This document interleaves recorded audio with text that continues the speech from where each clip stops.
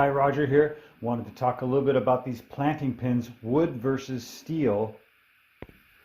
So the planting pins come in the Fir Tree Kits, and there's these little bags there, and they have both the half-cut wooden toothpicks in there, and well, they're bamboo, and then these pins, which are actually stainless steel.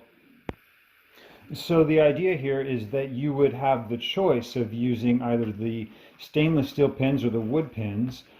And just to kind of illustrate what that looks like, here's a 7-inch trunk, and I've mounted a stainless steel pin inside of it. And you'll notice, looking at the tip of this, that it's quite sharp. I'm trying to get that to focus there.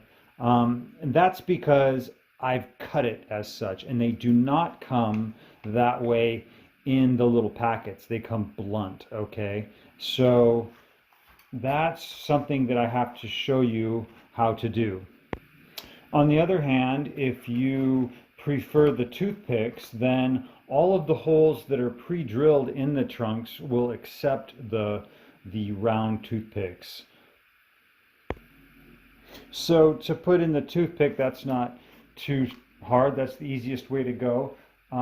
You just get a little bit of white glue on the end of the toothpick, and then put that right into the trunk there, okay, and push it in, and there you go. So the only thing about those is that on some of the larger trees, the toothpicks, they can break if you're not real careful about putting those when you put them in the layout. Like, I presume you have a foam layout base or holes drilled in a plaster base. So you don't want to leverage the tree in the base, because that could snap pretty easily, right? So hence I've given you the metal pin option, okay? Talk about that. All right, so metal pins, couple of options for you. First of all, I use yellow glue for these, and you could also use epoxy or maybe even super glue. But I find that metal or yellow glue works pretty good. I dry them overnight in the trincubator, which is like the tree incubator. Sorry about that. But if you wanted to go more quickly, epoxy or maybe even CA would be good. I haven't really tried those, but this works. So, but what I do here when I'm making trees is I go ahead and take the pin. One end has the kind of like a T on the end of it. You know, these are made in series. I actually break them apart by putting them in acetone. So they're made for brad guns, and so I go ahead and leave that end on initially, and then these are my, what do you call them, side cutters, I think. I go ahead and on the other end, I'm going to cut a sharp angle, okay, like that. All right, so now I have got to be careful because I've got myself a nice pokey thing there, right? But that's going to go into the same hole that in the base of the tree trunk, same hole that the toothpicks were going into that I showed you earlier.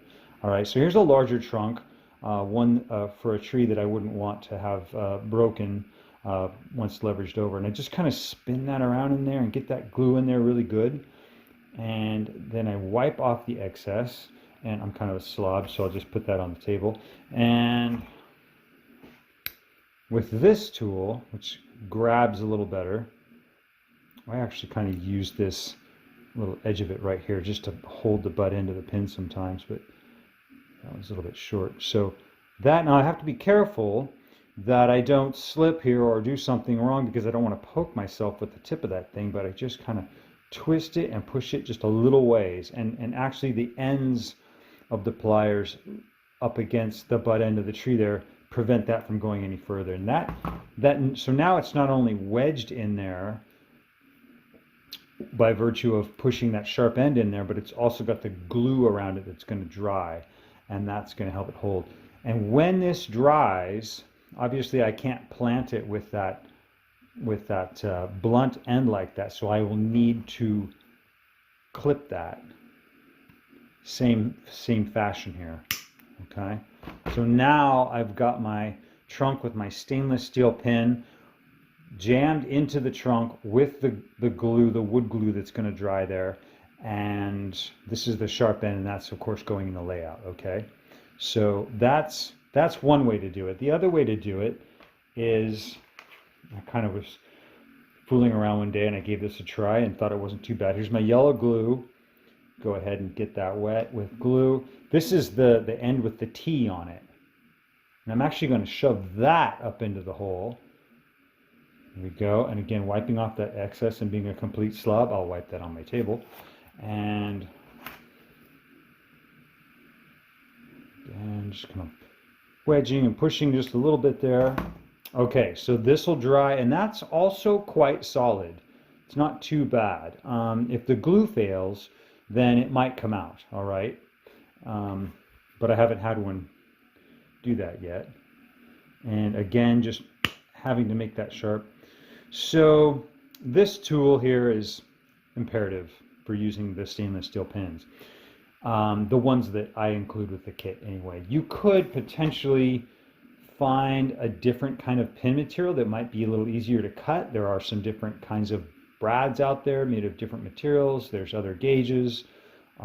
Smaller gauges, of course, are going to be easier to cut, but you might still need like the side cutters to make that happen. Okay, so anyhow, that's a little background on what's going on with the pins that come with the tree kit. I'm Roger, Coastman Scenic Products. I hope you're well today and making trees and having a fabulous time. Have a good one, and like it if you like it. Thanks. Bye.